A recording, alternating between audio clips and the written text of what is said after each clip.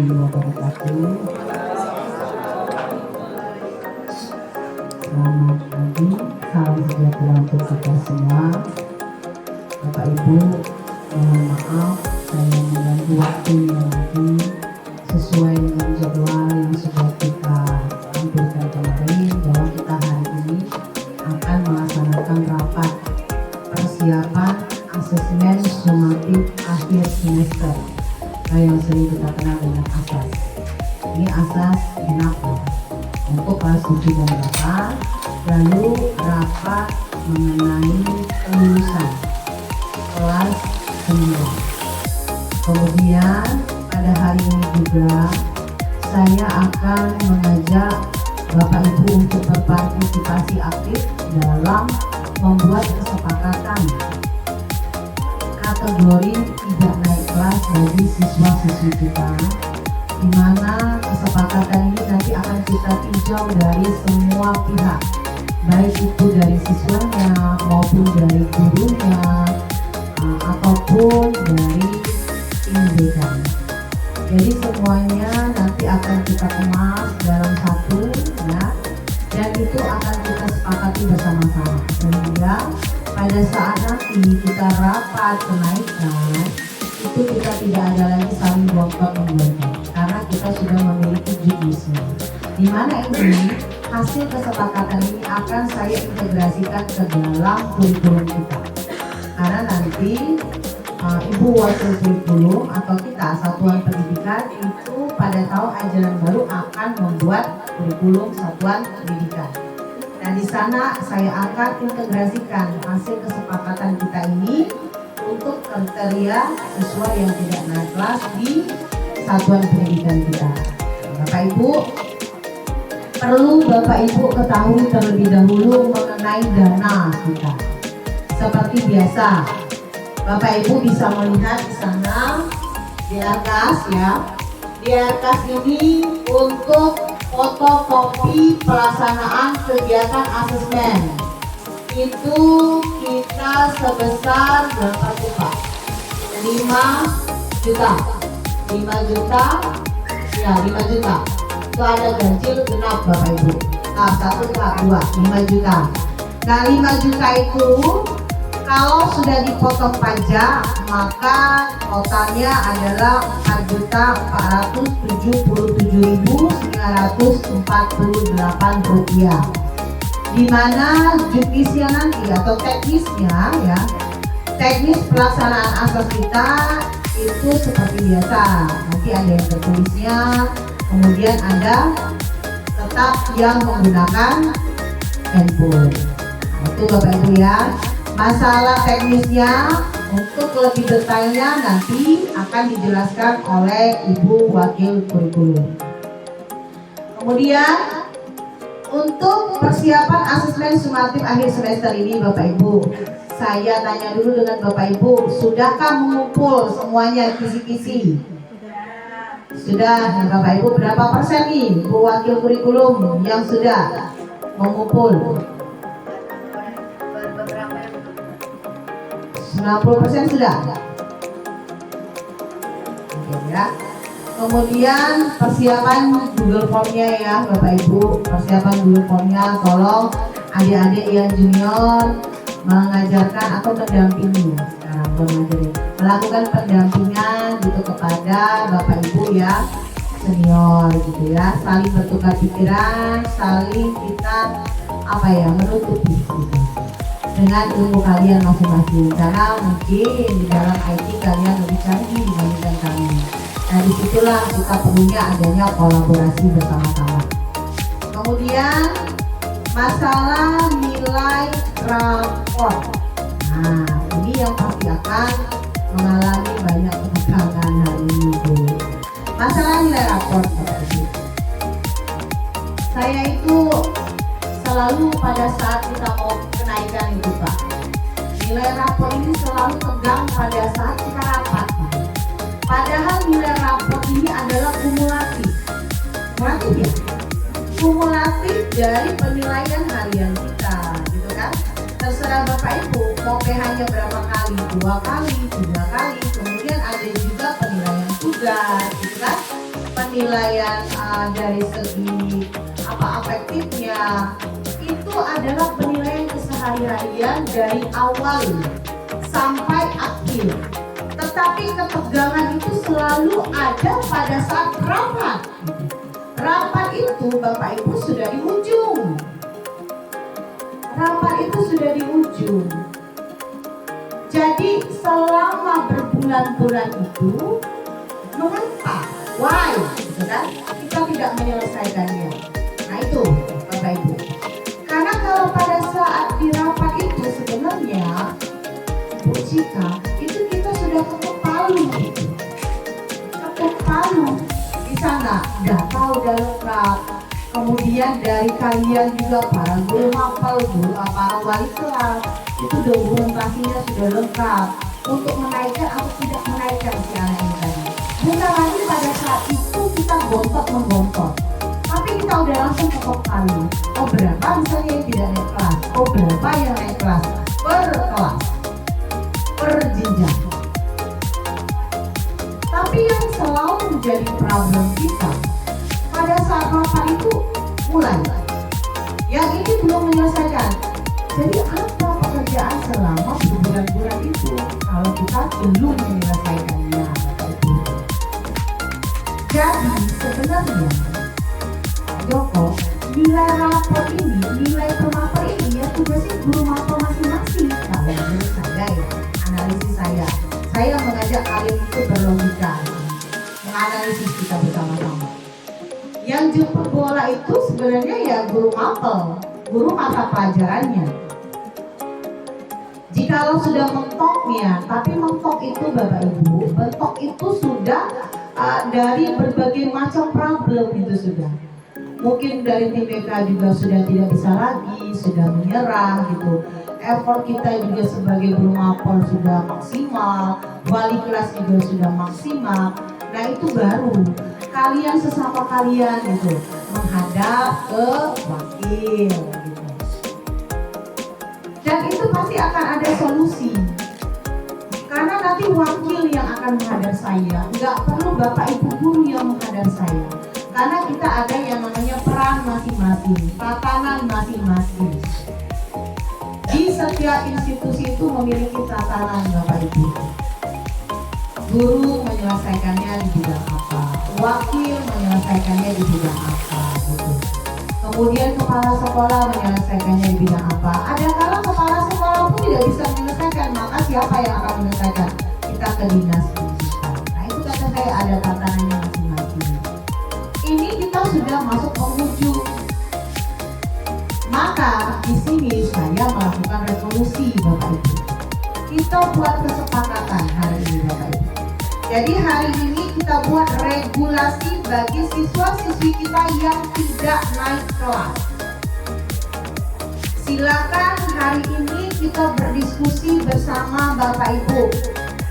Ya, silakan Bapak Ibu memberikan aspirasinya. Kita berdiskusi sampai kita mendapat pemecahan. Kita mendapat juknis tertulis mengenai kriteria atau regulasi siswa kita yang tidak naik kelas. Ini kita akan menyepakati berkaitan dengan opsi ya. Terkait dengan hal ini, saya sedikit mengutip dari saya pandang ya Ibu bahas yang diterima tadi. Jadi seperti ini Bapak Ibu. Ini misal, ini kebetulan saja ya, namanya juga Ridwan, kelas 88 Ibu.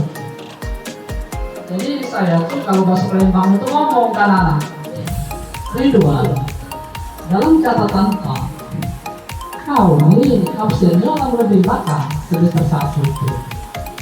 Kemungkinan dana itu sangat ada itu. Nah ini bisa ya berada di siswa yang lain. Di semester 1 dia sudah melampaui batas absen, namun ketika di semester genap anak ini berubah itu. Ini perlu kita analisis juga. Iya. Anak kata Ibu tadi, namun dia semester 1 oke banyak absennya sudah melampaui batas, tapi semester 2 berubah misalnya. Anak-anaknya seperti ini. Nah ini perlu kita jeli lihatnya. Jangan kita tutup. Dia semester 1 dia tanya apa yang sudah mau dibatas, tahu-tahu dia pengen berubah jadi semester 2.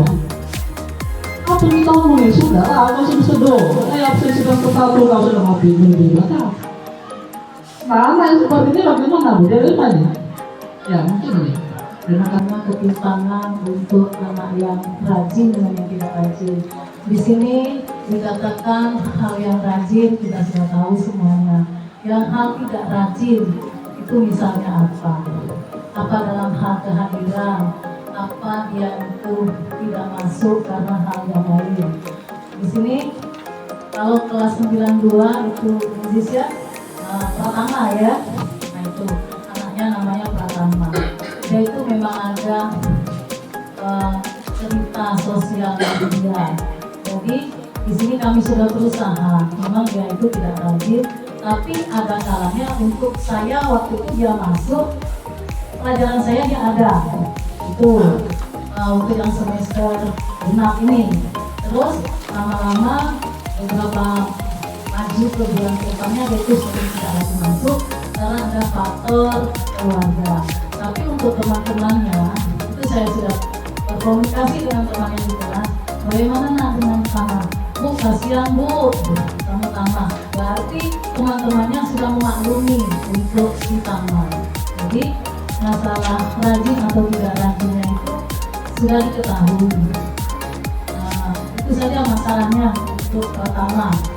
Ya. Hal yang ingin menghindari ketimpangan anak yang rajin dan anak yang tidak rajin. Bagaimana solusinya untuk anak yang ekstra banyak tapi masih kita bantu lulus? Apa kompensasinya biar jangan yang rajin dia coba sekolahnya kompensasinya apa?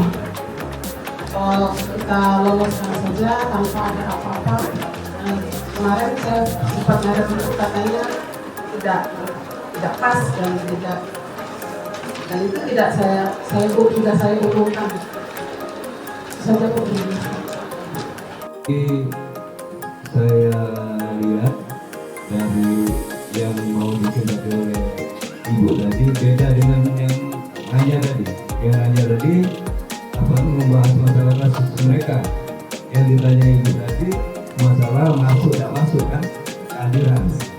Jadi menurut saya kalau dia sering tidak hadir itu anak-anaknya yang tidak hadir itu ya dilihat latar belakangnya. Kalau latar belakangnya dia memang amburadul ya nanti kita berikan arahan-arahan kemudian masih seperti itu ya paling perbedaan nilainya nanti ya, dia mungkin kalau sudah diadakan agak berubah berarti masih ada masalah ya perbedaan nilainya ya kalau yang rajin nilainya baik kalau yang kurang rajin mungkin pas sekarang ini itu saja.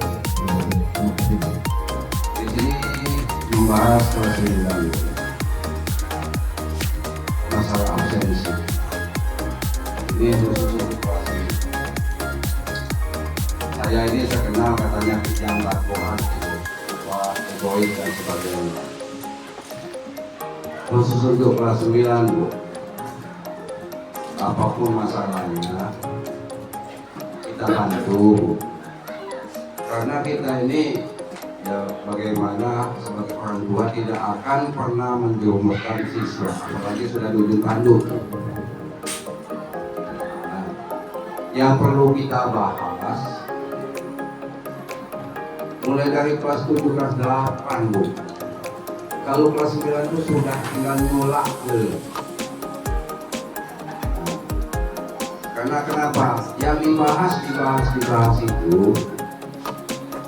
dari kelas 7. Kalau kelas 7, kelas 8 itu saya yang menjadi kambing hitam. Tidak masuk satu sama Pak Andi. Saya yang disebutkan oleh Bu Rena, Bu Sri Dewi. Saya paham. Kenapa tidak masuk? Satu dengan Pak Amri. Kan pernah masuk? Satu dengan Pak Amri. Buktinya kelas 9 ini saya tidak ngajak, masih tidak masuk. Siapa yang menjadi alasan itu? Nah, itu kalau masalah. Setiap rapat saya selalu membahas masalah absensi. Nah, kalau mau membahas masalah absensi, masalah tugas segala macam itu, ya kita genjot dari kelas 7 8 sehingga kelas 9 sudah tersaring. Kasihan lu kelas 9 itu.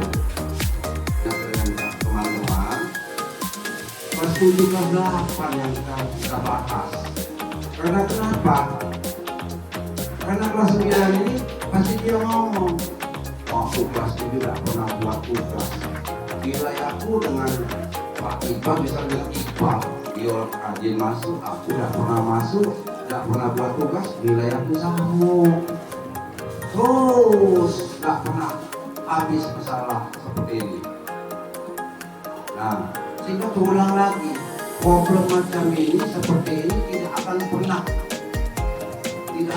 habisnya, karena dari mulut ke mulut, dari mulut ke mulut tidak akan pernah habis, tidak pernah putus. Tapi kalau kita sudah paham dari semester 1 dan kelas 7, kelas 8, kita sudah memberikan contoh. Ada loh anak yang malas tidak sering masuk, ya di okan atau tidak. Tapi kalau dia belum terus, nah inilah jadinya.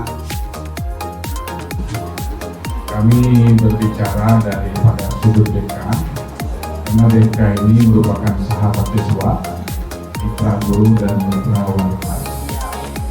Jadi melihat kondisi yang seperti dibicarakan oleh Pak Bupian itu, masa penilaian anak itu kan pada dasarnya berdasarkan kurikulum itu kan 1 tahun.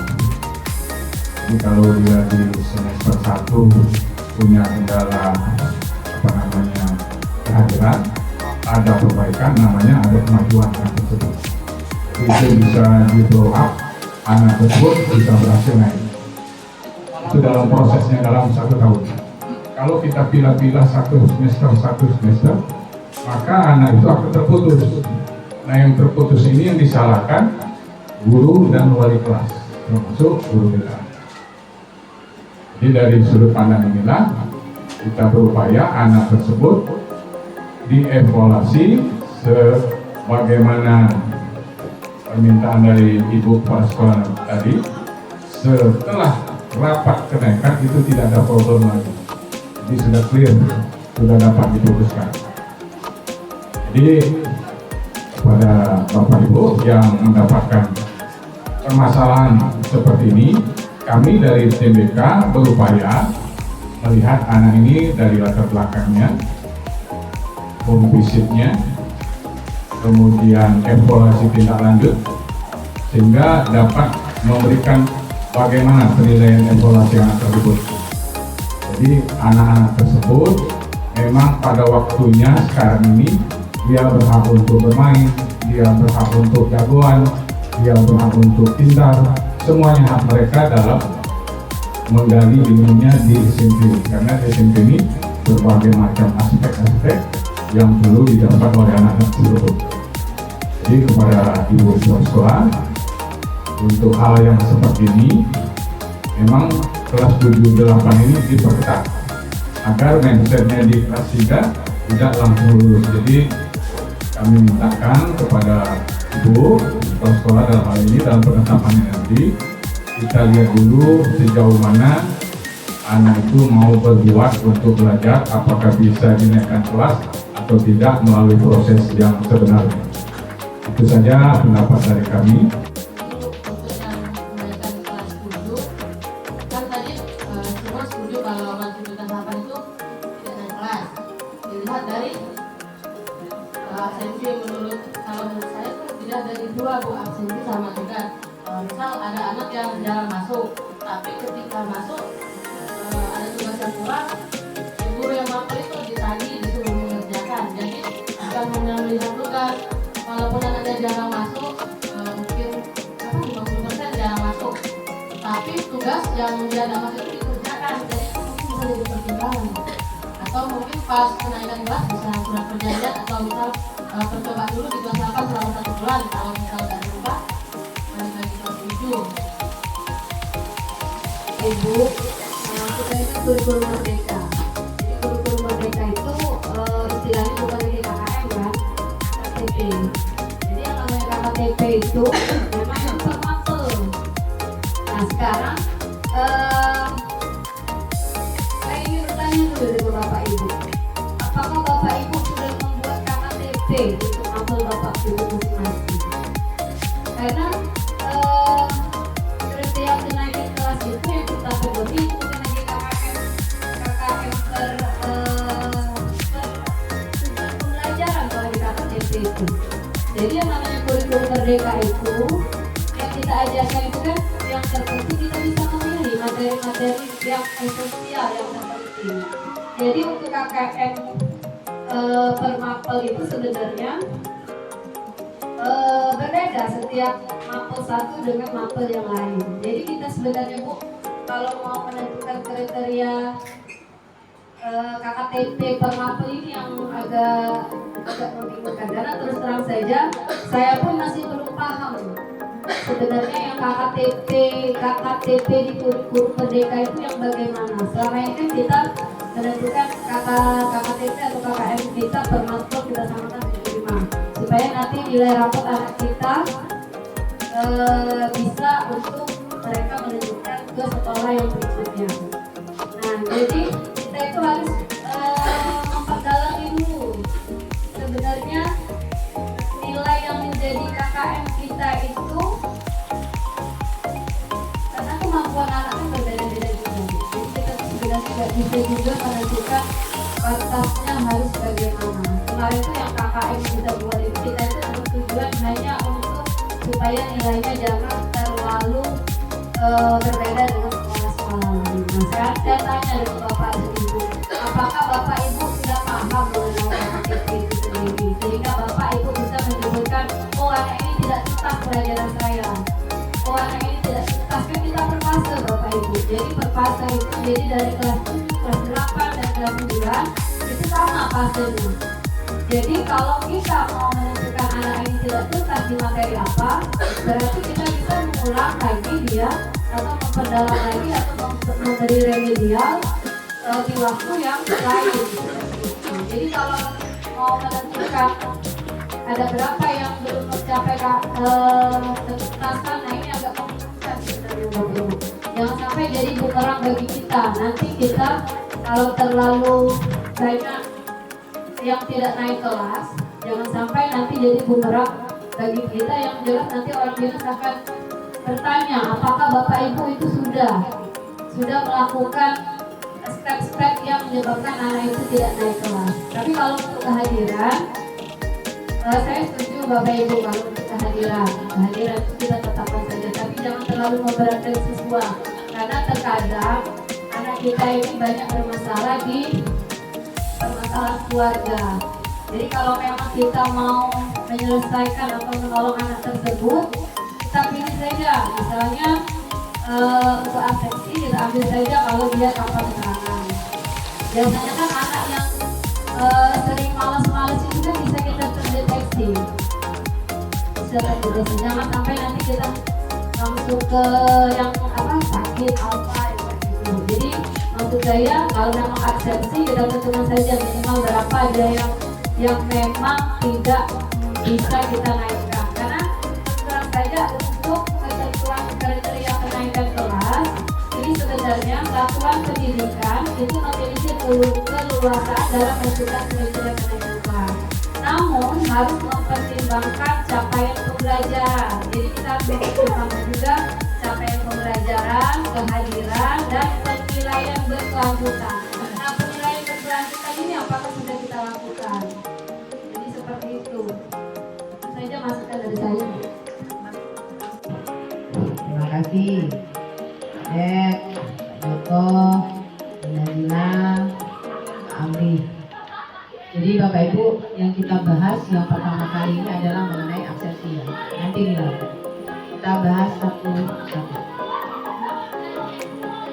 Coba siapa pakar undang-undang administrasi tentang bahas ya. Itu kita bahas mengenai undang-undang lama yang tadi disebutkan oleh Amri. Oke. Tadi ya. Jika 12 hari tidak masuk pada semester 1 ya Pak. Kemudian solusinya dipanggil oleh wali kelas dan guru TK. Tapi setiap nada semut itu pasti ada pasal. Yang mana pasal itu pasti ada ayat yang berbeda. Dan setiap ayat itu pasti akan saling berkaitan. Ayat itu nggak putus kalau kita membaca undang-undangnya. Kalau kita baca undang-undang dari awal Pak. Karena dari awal sampai akhir itu akan selalu berkaitan. Menimbang ayat kedua, menimbang lagi ayat ketiga, gitu kan. Nah, jadi sesuai ini kita kembali praktek lagi. Kalau dulu mereka tadi ya kita bahkan nggak ada dari yang pertama. Sekarang untuk Permendikbudristek nomor 21 tahun 2022 tentang standar penilaian pendidikan baik pada pendidikan anak usia dini, pendidikan dasar, pendidikan menengah dijelaskan bahwa penilaian hasil belajar peserta didik itu dibentuk penilaian formatif dan penilaian sumatif. Siap dulu. Setiap itu ada penekanan. Nah, kemudian untuk kalian merumuskan penilaian formatif, ada nggak Bapak Ibu membuat? Yang pertama, pemetaan peserta didik yang mengalami hambatan atau kesulitan belajar. Kita harus baca pasal. Jadi mana itu? Terus, adakah pemetaan perkembangan belajar peserta didik 1 tahun? Informasi sebagaimana dimaksud pada ayat 5 tadi itu digunakan sebagai umpan balik bagi peserta didik kita untuk pasti ada kesempatan dari kita untuk peserta didik mengembangkan kembali kemampuannya dalam memonitor proses dan kemajuan belajar sebagai bahan dari keterampilan belajar sepanjang hayat. Kemudian, pendidik sudah merefleksikan meningkatkan efektivitas pembelajaran dengan menimbang pasal dan ayat tadi. Nah itu Bapak Ibu ya. Tapi di sini Pak, yang saya garis bawahi benar bahwa laporan kemajuan belajar itu dilihat selama siswa belajar 1 tahun ajaran. Kita compare ya, kita gabung. Kalau di kurikulum Merdeka fokus pada pencapaian kompetensi, ya, kompetensi dan kemampuan belajar siswa, serta ini yang perbedaan dengan 2022, adanya perkembangan karakter. Jadi berarti perkembangan karakter itu juga menjadi asesmen untuk kenaikan kelas kita. Jadi Pak, yang kita bahas ini kan di sini substansinya itu tadi. Jikalau di semester 1 anak itu mungkin 12 hari, 24 hari di absen. Di semester 2 setelah melakukan tadi, yang tadi kita penuhi segala ayat, tadi pasal tadi ya, sudah kita penuhi tadi. Nah kemudian guru, tim BK, wali kelas itu melakukan refleksi dan evaluasi ya. Lalu melihat di mana selama proses pembelajaran berikutnya terjadi ada perubahan gitu. Ini yang mau kita sepakati. Terjadi perubahan yang di semester 2. Bagaimana Bapak Ibu guru? Yang mana yang mau dilihat gitu. Apakah si anak ini tetap tidak naik kelas atau naik kelas? Karena dianggap tadi adanya perubahan berdasarkan tim BK tadi. Apalagi mereka yang benar pahami tim BK kita ini kuat semua ini. Jual kalau ya melihat tadi latar belakang home visit ya saya.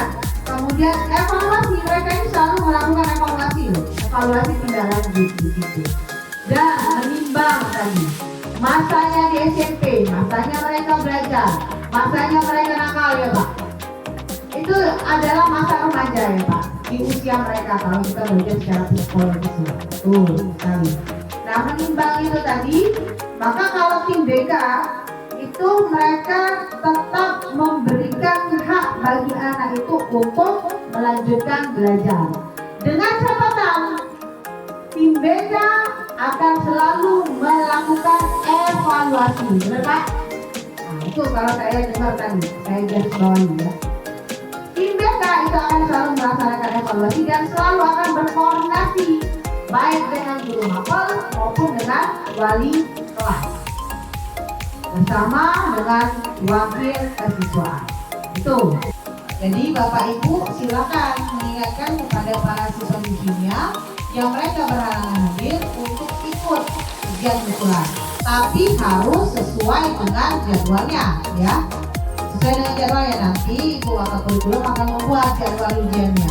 Di hari Senin untuk ujian apa, di hari Selasa untuk ujian apa, karena nggak mungkin Pak dalam satu hari anak itu semuanya ujian susulannya, tetap terschedule gitu Pak, Mbak ya. Nah, jadi mohon maaf Pak Amri, artinya ya anak itu nggak ada pedoman Pak, nggak ada pedoman.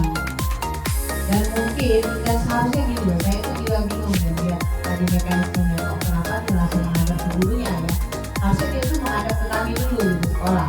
Jadi Bapak Ibu sebenarnya kalau mekanismenya untuk ulangan susulan itu mereka harus menghadap ke kami dulu gitu, ke tata usaha gitu kan, ke ketuanya, ketua tim semesteran harusnya, karena yang menjadi panitia itu tetap adalah ketua ini gitu kan, bersama anggota-anggotanya. Jadi lain kali untuk siswa-siswi yang mau mengikuti ujian susulan, Bapak Ibu itu tidak diperbolehkan langsung menghadap kepada gurunya, karena soal itu kan kami yang megangnya.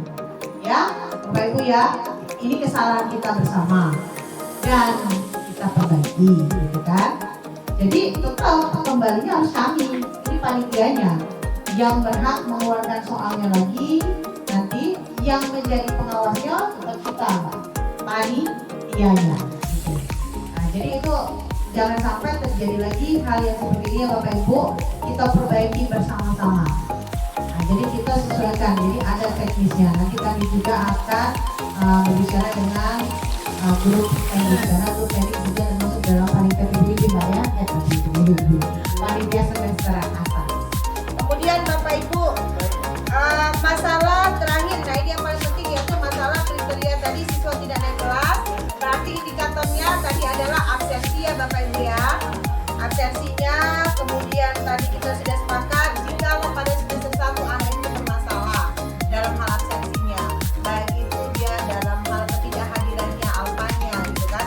Namun di saat di semester 2 dengan semua kemampuan kita, ekstra kita mengarahkan mereka gitu ya Bapak Ibu ya, sehingga ada perubahan dari siswa ini tadi, maka kita sepakat akan memberikan kesempatan kembali kepada anak didik kita tadi untuk melanjutkan belajar. Dan ya garis bawahnya Tim BK itu akan selalu mengevaluasi mereka ya Bapak Ibu ya.